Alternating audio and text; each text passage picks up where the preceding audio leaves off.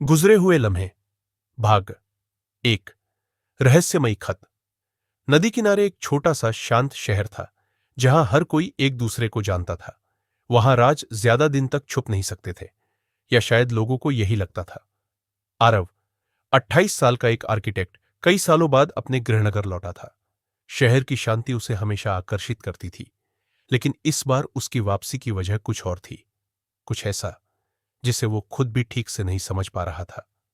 पुराने घर में लौटते ही बीते दिनों की यादें उसके जहन में ताजा हो गई, मगर उनमें से एक याद सबसे ज्यादा हावी थी। माया, वो लड़की जिसकी हंसी आरव के दिल को सुकून देती थी, जिसकी आंखों में हजारों कहानियां छुपी थीं। कभी दोनों एक दूसरे के बिना अधूरे थे, लेकिन 5 साल पहले माया अचानक गायब हो गई, बिना कोई निशान छोड़े। लोगों ने कहा कि वो अपने सपनों को पूरा करने किसी बड़े शहर चली गई होगी।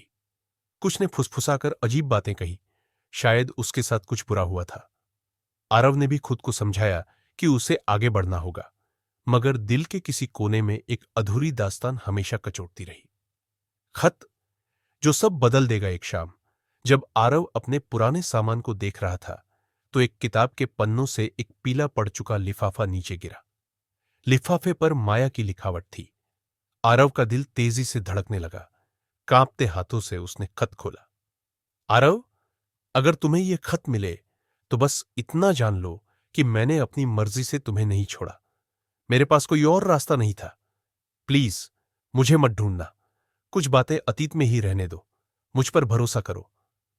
स्याही कुछ जगह धुंधली हो चुकी थी, मानो लिखते समय उसके आंसू इसमें घुल गए हों। आरव का मन उलझ गया। उसने ऐसा क्या देखा था जिससे उसे मजबूरन जाना पड़ा?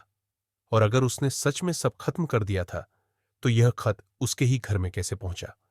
दिमाग में अनगिनत सवाल थे, मगर एक बात साफ थी, अब आरव माया को ढूंढे बिना नहीं रह सकता था। उस रात आरव सो नहीं पाया। बार बार खत के लफ्ज उसके दिमाग में गूंज रहे थे। अगली सुबह वह नदी किनारे वाली सड़क पर चला गया, जहां कभी वह और माया घंटों बातें किया करते थे। यह वही जगह थी जहां उन्होंने आखिरी बार मुलाकात की थी, जिस दिन माया गायब हुई थी। हवा में हल्की ठंडक थी, और सड़क के एक किनारे पुराने मकान और चाय की दुकानें थीं, तो दूसरी तरफ शांत बहती नदी। सड़क पर ज्यादा भीड़ नहीं थी, सिर्फ कुछ लोग धीमी रफ्तार से अपने कामों में लगे थे। तभी उसकी नजर एक बूढ़े चाय वाले रमेश काका पर पड़ी, जो बरसों से यहां चाय बेचते आ रहे थे। काका, आपको माया याद है? आरव ने धीरे से पूछा। रमेश काका ने पल भर उसे ध्यान से देखा, फिर धीरे धीरे बोले, बेटा, कुछ बातें जितनी खोदोगे उतना ही दर्द मिलेगा। माया चली गई, उसे जाने दो। लेकिन क्यों? काका ने कुछ नहीं कहा। उनकी आंखों में हल्का डर दिखा, जैसे वो कुछ छुपा रहे हों। आरव को यकीन हो गया कि इस शहर में कोई तो था जो सच जानता था, और वो यह भी समझ गया कि माया के जाने के पीछे कोई सीधा कारण नहीं था।